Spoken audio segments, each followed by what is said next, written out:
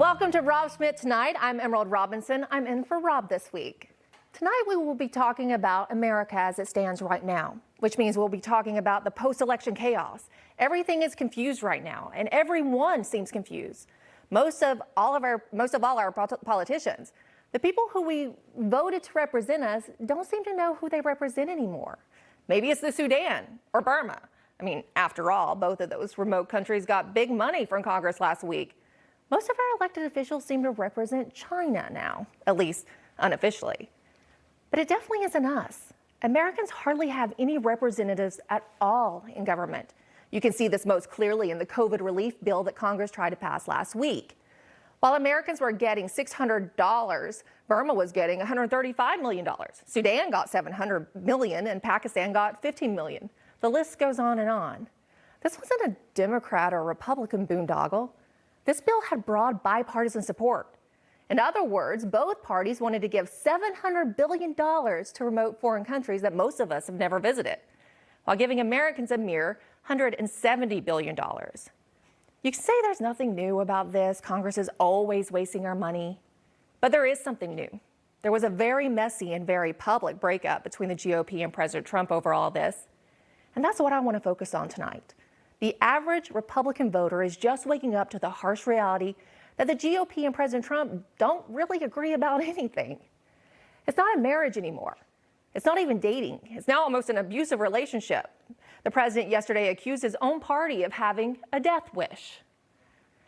Trump played the part of the loyal spouse, publicly supporting total buffoons like Mitt Romney and Ben Sasse in the last 4 years, while the GOP went around town sleeping with big tech lobbyists and Chamber of Commerce flops. You can see this most clearly with the Georgia runoff elections, where Trump has publicly called out Republican Governor Brian Kemp and other elected officials, while Mitch McConnell and the GOP establishment have remained totally silent. Listen to the president during the latest Georgia rally earlier this month. And for whatever reason, your Secretary of State and your governor are afraid of Stacey Abrams. They're afraid of her.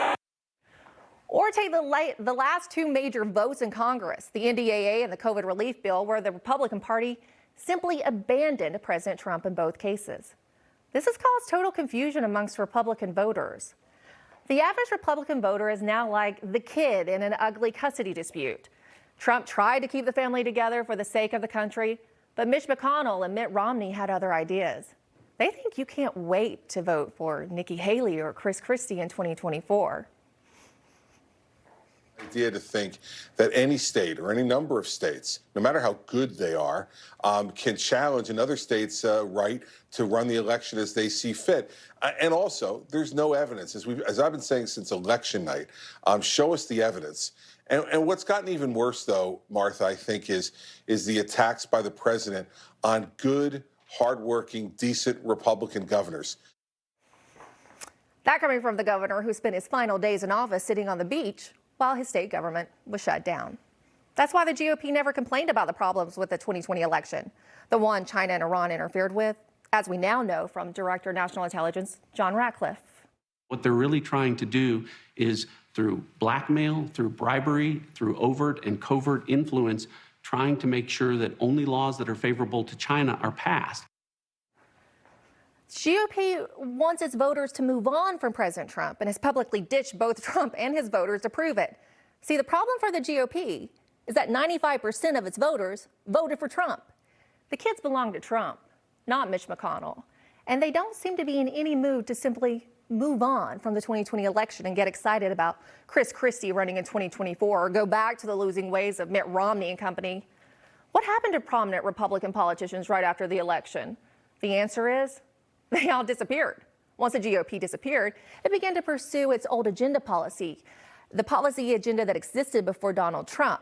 Almost the very first night, they passed Senator Mike Lee's big tech bill allowing unlimited Indian guest workers to come into the U.S. to take the best U.S. tech jobs. The GOP Senate in particular had already tried to stop the president from building the wall, stopping mass illegal immigration and amnesty. They even tried to block him from putting tariffs on China. In other words, the GOP has completely broken from the most popular Republican president in living memory. They have opposed the president on every significant policy dispute in the last 4 years. This resembles a revolt of GOP politicians against their own voters. According to incoming Representative Marjorie Greene, who will be joining us later on the show, Mitch McConnell and Nancy Pelosi are crafting a plan to block members of Congress from objecting to the certification of the Electoral College votes. What does that remind you of? I mean, it reminds me of this Thelma and Louise clip of them going off the cliff. Even President Trump thinks so. These people back here and the Washington swamp.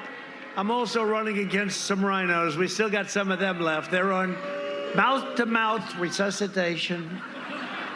They're just about gone, but you don't want them to come back. The rhinos are worse than the angry sicko Democrats, the ones that have gone off the ledge. The establishment has simply miscalculated the mood of the country very badly. And then again, most of these senators and congressmen don't really spend their time worrying about their own voters. You just watched Newsmax TV, America's fastest growing cable news channel, now in more than 70 million homes. You can get Newsmax TV on your cable system or check your cable guide. And if your system doesn't carry Newsmax, call them, tell them you want Newsmax TV, because we're real news for real people.